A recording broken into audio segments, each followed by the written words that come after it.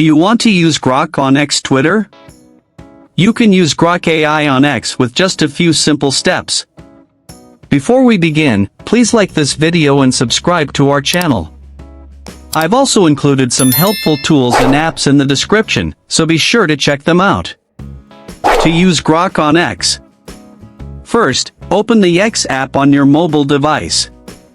Once you are on X, make sure you are logged into your account. Now, look for the Grok option at the bottom of the screen. Tap on Grok to open the AI chat interface. Once the Grok screen opens, tap on the message box at the bottom. Here you can type your question, prompt, or request. Now, enter your message to ask anything and tap on the send button. Grok will analyze your request and generate a response.